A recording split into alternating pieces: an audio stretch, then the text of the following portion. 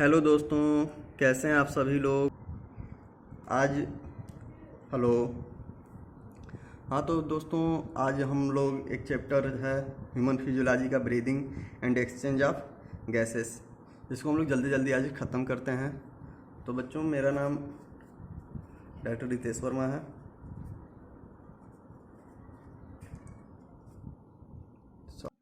हाँ तो दोस्तों, आज हम लोग स्टार्ट करते हैं चैप्टर को, ठीक है। तो देखिए, रेस्पिरेटरी ऑर्गन्स की बात करते हैं। तो इंटायर बॉडी सरफेस से सिंपल डिफ्यूजन होता है, और इसे कौन कौन करते हैं?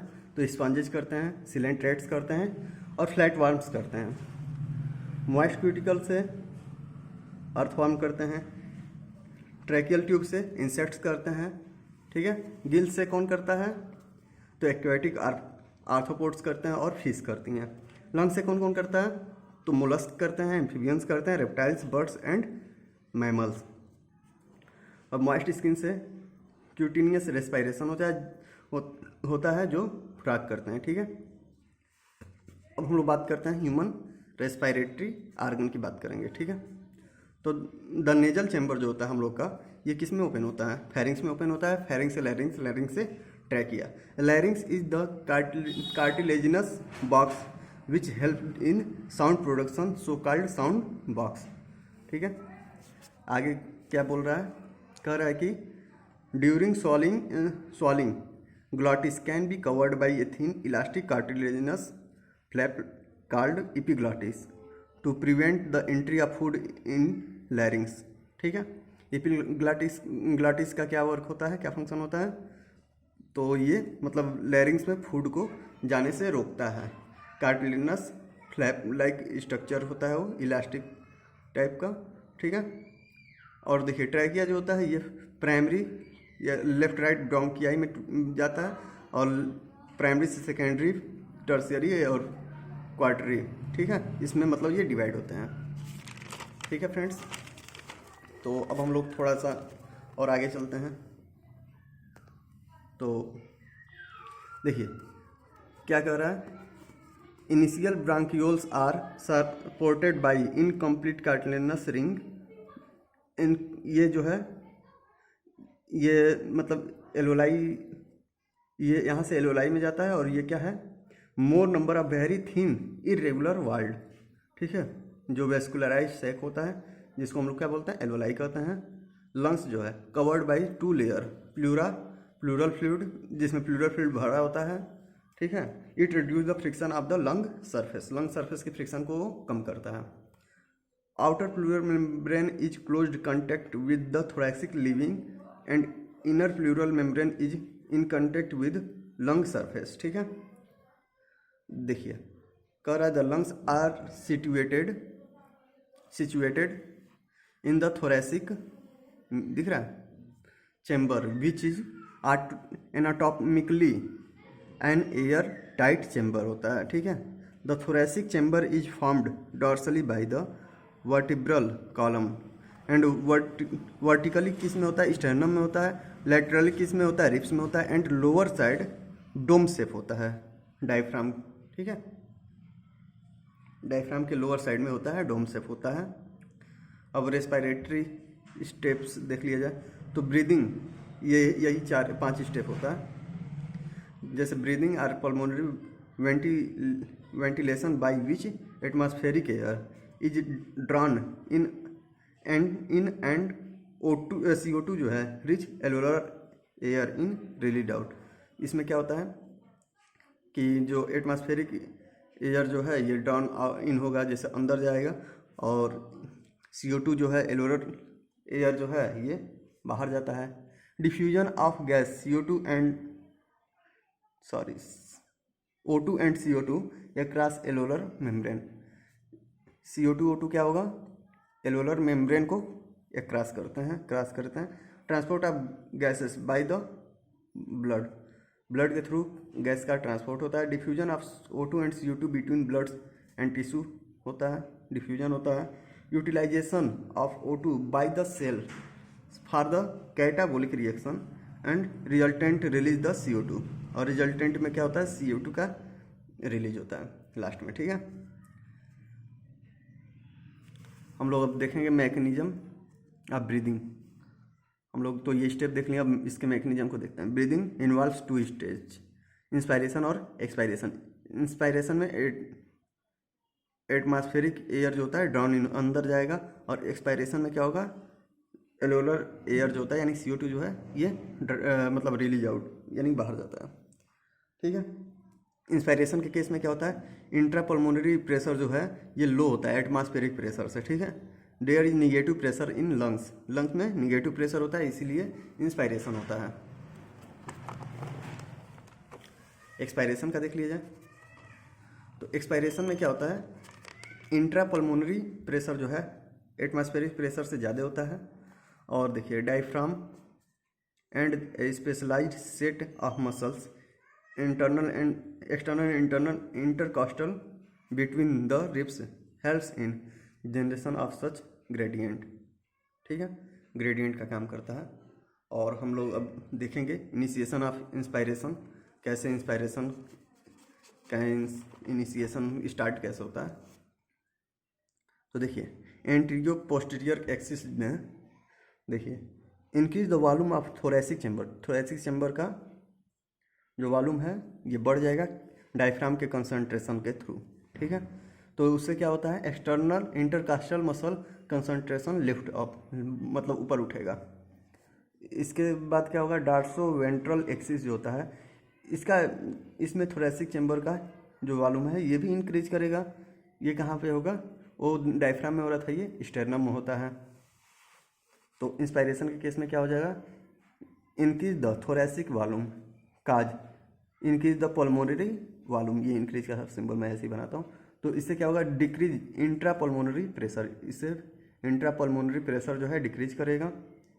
डायफ्राम एक्सपायरेशन में देखिए क्या होता है, diaphragm and intercostal muscles relaxation. तो इससे क्या होगा, नॉर्मल पोजीशन से thoracic chamber, thoracic and pulmonary pressure जो है रिड्यूस होता है, और intra pulmonary pressure from atmospheric pressure जो है ये बढ़ता है। ये एक्सपायरेशन के केस में होता है।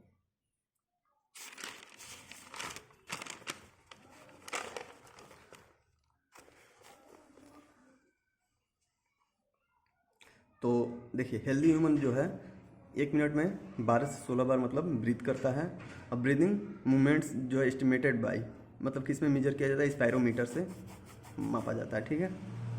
रेस्पायरेटरी वॉल्यूम एंड कैपेसिटी को हम लोग देख लेते हैं। तो टाइडल वॉल्यूम, ठीक है, इसका कितना होता है वैल्यू 500 ml। इंस्पायरेशन और एक्सपायरेशन जो होता है नॉर्मल रेस्पायरेशन में होता है, ठीक है। अब पर मिनट कितना हो जाता है, ये 6000 से 8000 होता है ml, ठीक है। TRV की बात, IRV की बात करते हैं, सॉरी, इंस्पायरेटरी रिजर्व वॉल्यूम की बात करते हैं। तो इसका कितना होता है, 2500 से 3000 ml होता है, और ये फोर्सफुल यानी फोर्सिबल इंस्पायरेशन होता है। एक्सपायरेटरी रिजर्व वॉल्यूम की बात कर रहे हैं ERV की, तो ये जो होता है 100 से 1000 ml होता है, ये फोर्सिबल एक्सपायरेशन होता है। रेजिड्यूअल वॉल्यूम मतलब RV, ये 1100 से 1200 होता है, ठीक है। और एयर रिमेनिंग लंग्स, लंग्स में कुछ एयर रह जाता है, मतलब फोर्सिबल एक्सपायरेशन के बाद भी कुछ एयर रह जाता है, जिसको हम लोग कहते हैं रेजिड्यूअल वॉल्यूम, ठीक है। उसकी वैल्यू कितनी होती है, 1100 से 1200 ml होती है। अब देखिए इंस्पायरेटरी कैपेसिटी IC की बात करें तो टाइडल वॉल्यूम और इंस्पायरेटरी रिजर्व वॉल्यूम को हम लोग ऐड कर देंगे तो IC इंस्पायरेटरी कैपेसिटी निकल जाए। एक्सपायरेटरी कैपेसिटी को टाइडल वॉल्यूम और ERV को ऐड करके हम लोग निकाल सकते हैं। फंक्शनल रेजिड्यूअल कैपेसिटी को निकालना तो रेजिड्यूअल वॉल्यूम और ERV को ऐड करके निकाल लेंगे। और वाइटल कैपेसिटी निकालना है यानी कि VC, तो TV tidal volume, inspiratory reserve volume और एक्सपायरेटरी रिजर्व वॉल्यूम को हम लोग ऐड कर लेंगे तो आ जाएगा टोटल लंग कैपेसिटी TLC।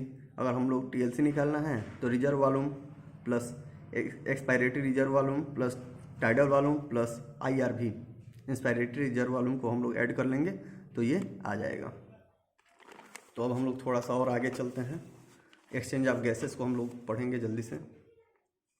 देखिए एक्सचेंज ऑफ गैसेस, तो गैसेस का एक्सचेंज होता है पैसिव प्रोसेस होता है, सिंपल डिफ्यूजन होता है। जैसे रेस्पिरेटरी ऑफ गैसेस में हम लोग ले लेंगे, एक CO2 लेते हैं, एक जगह O2 लेते हैं, O2 का पार्शियल प्रेशर, CO2 का पार्शियल प्रेशर।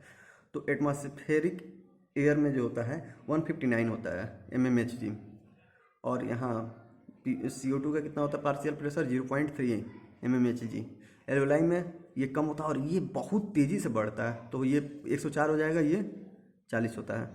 ऑक्सीजनेटेड ब्लड में 95 40, डीऑक्सीजनेटेड ब्लड में 40 45, टिश्यू में ये 40 रहेगा, ये 45, और ये एनसीईआरटी में नहीं दिया है। एक्सपायरेटरी एयर जो होता है जब हम लोग मतलब सांस छोड़ते हैं तो ये इसमें oxygen partial pressure of oxygen बहुत ज़्यादा होता है, तो 120 और यहाँ 27 होता है।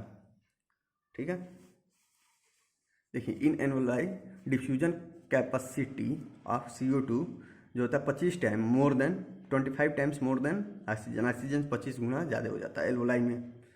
एल्वोलाई जो होता है ये डिफ्यूजन मेम्ब्रेन इसमें पाया जाता है जो 3 लेयर्ड होता है, simple epithelium, squamous epithelium of alveoli होता है, दूसरा होता है बेसमेंट मेम्ब्रेन, तीसरा होता है इंडोथेलियम ऑफ ब्लड कैपिलरी।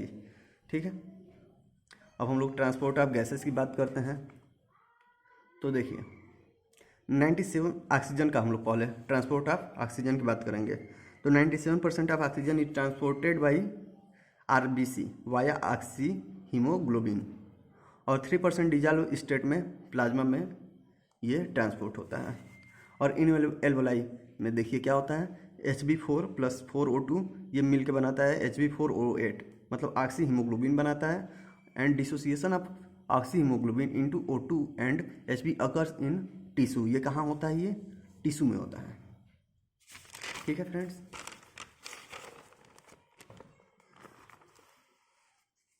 देखिए 1 Hb molecule can carry A maximum 4 oxygen. ठीक है, एक Hb मॉलिक्यूल जो है 4 ऑक्सीजन को कैरी करता है, तो 1 ग्राम Hb ट्रांसपोर्ट कितना करेगा, 1 ग्राम हीमोग्लोबिन कितना ट्रांसपोर्ट करेगा ऑक्सीजन को, 1.34 ml O2 को ट्रांसपोर्ट करता है। तो 100 ml ऑफ ब्लड कितना करता है, 20 ग्राम ऑफ O2 को ट्रांसपोर्ट करता है। अब हम लोग बात करेंगे कंडक्टिंग साइकिल की। Each 100 ml of oxygenated blood will transported 5 ml O2 to tissue under normal condition, और स्टेरनस एक्सरसाइज में क्या होता है, हम लोग 15 ml को करते हैं O2 को टिश्यू में। ठीक है, अब हम लोग बात करेंगे ऑक्सीजन डिसोसिएशन कर्व ODC। तो देखिए ये 50 वैल्यू होता है, वही 35 36 37 के आसपास जाता है, 34 35 36 37 जो भी है। हम लोग को इतना से मतलब है, कब ये इसका कैसा शेप होता है, सिग्मोइड कर्व होता है। इधर क्या होता है, saturation of haemoglobin, percentage saturation of haemoglobin, यहाँ पार्शियल प्रेशर ऑफ O2 होता है।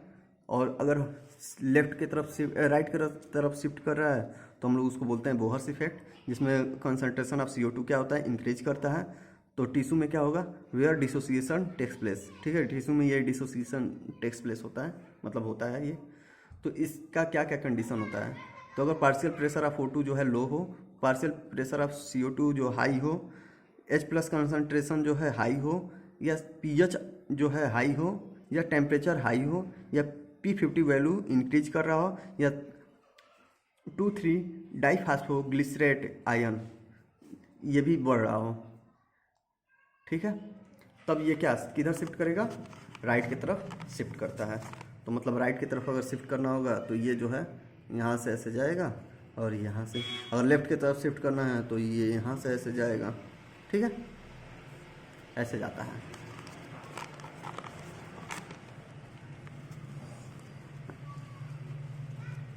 अब हम लोग बात करेंगे ट्रांसपोर्ट ऑफ O2 की बात करते हैं। ठीक है, तो देखिए इन डिजॉल्व स्टेट 5 से 7% जो है 5 to 7% of CO2 is transported in dissolve state in plasma, और 20 से 25% एच कार्बेनमिनो हीमोग्लोबिन में जाता है, और 70% जो होता है बाइकार्बोनेट इन प्लाज्मा में जाता है। तो Hb + CO2 ये क्या मिलकर बनाता है, HbCO2 बनाता है, और CO2 जो होता है binds with haemoglobin in RBC in presence of carbonic anhydride. ये कार्बोनिक एनहाइड्राइड के प्रेजेंस में ये क्या होता है, आरबीसी जो है HB जो है CO2 से बाइंड करता है। तो CO2 plus H2O carbonic anhydride, तो ये बनाएगा क्या, मतलब बाइकार्बोनेट नहीं, मतलब कार्बोनिक एसिड बनाएगा, ठीक है। और यहाँ से फिर हम लोग यही लेंगे, कार्बोनिक एनहाइड्राइड लेंगे तो bicarbonate ion plus H plus देता है, और इसको हम लोग बोलते हैं क्लोराइड इफेक्टिव, क्लोराइड शिफ्ट भी बोलते हैं, ठीक है फ्रेंड्स। तो हम लोग और आगे देखते हैं, the majority of bicarbonate diffuse out in the plasma along the concentration gradient. तो सबसे ज़्यादा जो है बाइकार्बोनेट जो है डिफ्यूज आउट होता है कहाँ से, प्लाज्मा में सबसे ज़्यादा डिफ्यूज होता है, और एलॉन्ग द कंसंट्रेशन ग्रेडियंट के एलॉन्ग ही वो डिफ्यूज होता है सबसे ज़्यादा, ठीक है। In plasma it binds with sodium to form sodium bicarbonate, ठीक है। हम लोग नेक्स्ट देखते हैं, इन रिस्पांस HCO3 माइनस, मतलब बाइकार्बोनेट आयन जो होता है क्लोराइड आयन को डिफ्यूज करता है, ठीक है, from plasma to RBC, plasma से आरबीसी में और ये क्यों करता है, तो maintain the ionic balance, ionic balance को मेंटेन करने के लिए करता है, ठीक है। कॉल्ड, और इसको हम लोग क्या बोलते हैं, क्लोराइड इफेक्ट बोलते हैं, मतलब क्लोराइड शिफ्ट बोलते हैं, या फिर हमबर्गर फिनोमिना बोलते हैं। और each 100 ml of blood can transported 4 ml of CO2 मतलब 100 ml जो ब्लड है वो 4 ml CO2 को ट्रांसपोर्ट करता है, ठीक है।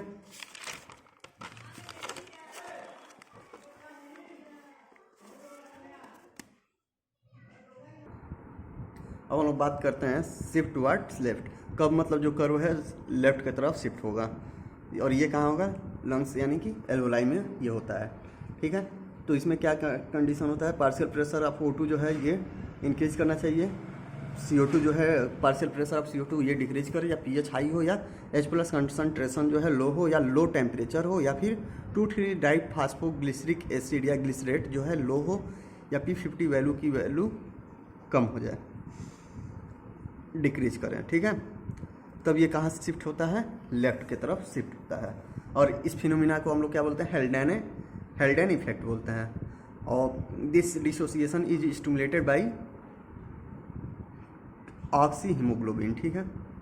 देखिए, the dissociation of CO2 and binding of O2 to haemoglobin is called Haldane effect. Haldane effect किसे कहते हैं, तो डिसोसिएशन ऑफ CO2 के डिसोसिएशन को, और O2 के बाइंडिंग को हीमोग्लोबिन के साथ O2 के बाइंडिंग को हम लोग क्या बोलते हैं, हेल्डेन इफेक्ट कहते हैं। तो एक चीज़ और देखिए, ये हीमोग्लोबिन जो है कार्बन मोनोऑक्साइड से रिएक्ट करके कार्बोक्सी हीमोग्लोबिन बनाता है, जो मतलब पॉइजनस होता है हम लोगों के लिए, ठीक है। अब हम लोग बात करते हैं, थोड़ा सा एक छोटा सा टॉपिक रह गया है जिसको हम लोग बोलते हैं क्या, रेगुलेशन ऑफ रेस्पायरेशन, ठीक है, रेगुलेशन ऑफ रेस्पायरेशन। तो देखिए, रेस्पायरेटरी रिदम सेंटर जो होते हैं हम लोग के मेडुला में होते हैं, और डार्सल रेस्पायरेटरी ग्रुप जो होता है नॉर्मल रेस्पायरेटरी रिदम जिसमें बोलते हैं, और एक्सटर्नल इंटरकास्टल मसल में ये होता है, और डायफ्राम में होता है, ठीक है। इसमें क्या होगा, नॉर्मल रेस्पायरेटरी रिदम होता है डार्सल वाले में, और फोर्सफुल किस में होता है, यानी कि remains inactive in normal respiration, ventral वाले में इनएक्टिव होता है, ठीक है। और नीमोटॉक्सिक सेंटर जो होता है क्या होता है, तो ये पॉइंट्स में होता है, ये स्विच ऑफ करता है किसको, इंस्पायरेशन को, ठीक है। Reduce the duration of inspiration और अल्टर द रेस्पायरेटरी रेट, ये रेस्पायरेटरी रेट को अल्टर कर देता है, या फिर इंस्पायरेशन के ड्यूरेशन को कम कर देता है, ठीक है। तो हम लोग जो सांस लेंगे, ब्रीथ करेंगे, ये बहुत धीरे धीरे करेंगे। देखिए, अब कीमो सेंसिटिव एरिया क्या क्या होता है, ये जो कीमो सेंसिटिव एरिया होता है इसकी हम लोग बात करेंगे, ठीक है। सॉरी फ्रेंड, फिर से हम इसको रिपीट कर देते हैं।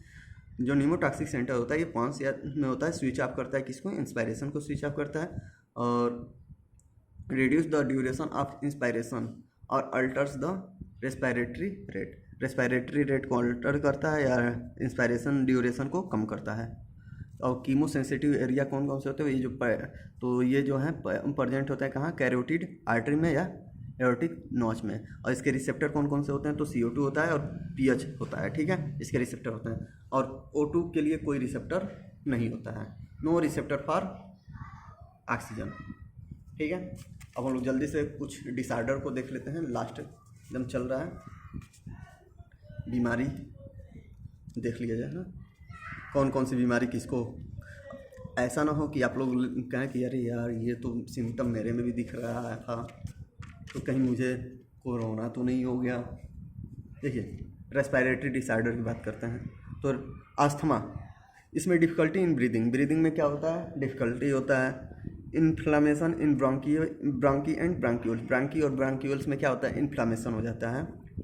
ब्रांकाइटिस में क्या होता है, inflammation of bronchi and dry coughing, मतलब ब्रोंकी में और ब्रोंकी में इन्फ्लामेशन हो जाता है ब्रोंकाइटिस में, और ड्राई कॉफिंग होता है मतलब सूखा खांसी। इम्फिसीमा जो होता है क्रॉनिक लंग्स डिसऑर्डर, ये मतलब अचानक से नहीं होगा, बहुत लंबे समय से होता है। और एल्वेओलर वॉल जो होता है इसका डैमेज हो जाता है, रेस्पिरेटरी सरफेस जो होता है रेड हो जाता है अंदर से, ठीक है। ऑक्यूपेशनल डिसऑर्डर जो रेस्पिरेटरी डिसऑर्डर जो है, इसमें सिलिकोसिस और एस्बेफोसिस ये दोनों होते हैं, जिसको हम लोग लंग्स फाइब्रोसिस भी बोलते हैं। इसमें क्या होता है ना, जो लेबर वगैरह होते हैं या जो सीमेंट फैक्ट्री में जो वर्क करते हैं, सीमेंट फैक्ट्री, उन लोगों को ये सब होने का ज़्यादा खतरा रहता है, ठीक है फ्रेंड्स। तो ये चैप्टर ख़त्म हुआ, थैंक यू फ्रेंड्स। 2 दिन से थोड़ा तबीयत डिस्टर्ब था तो मैं लेक्चर नहीं अपलोड कर पा रहा था। अब देखिए कल मैं हो सके तो 2-3 लेक्चर अपलोड कर दूं जल्दी में, ठीक है। तो आप लोग चैनल के साथ बने रहिए, लाइक कीजिए, सब्सक्राइब कीजिए, और टाइम से पहले मैं आप लोगों का क्रैश कोर्स जो है ख़त्म कर दूँगा, ठीक है फ्रेंड्स, टाइम से बहुत पहले, जिसमें आप लोग को बाद में मौका भी मिलेगा और पेपर भी मैं सॉल्व करा दूँगा प्रीवियस ईयर्स का। थैंक यू सो मच, आप लोग हमेशा ऐसे ही मुस्कुराते रहिएगा, ठीक है। और जिसको भी मतलब कोई दिक्कत हो तो मेरा ये व्हाट्सएप नंबर है 7860727197। इस पे आप लोग इसका PDF अगर चाहिए या फिर मतलब फ़ोटोज़ चाहिए तो मैं इस पे आप लोग मैसेज कर दीजिएगा, मैं आप लोग तक भेज दूँगा, ठीक है। ओके फ्रेंड्स, तो चैनल को खूब सारा प्यार दीजिए, लाइक कीजिए, सब्सक्राइब कीजिए, बेल आइकन को ज़रूर दबाइएगा, क्योंकि मैं कोई भी नोटिफिकेशन आप लोग को दूंगा तो आप लोग तक पहले पहुँचे, मेरी यही कोशिश रहेगी, ठीक है। Okay friends, thank you so much, bye bye, take care.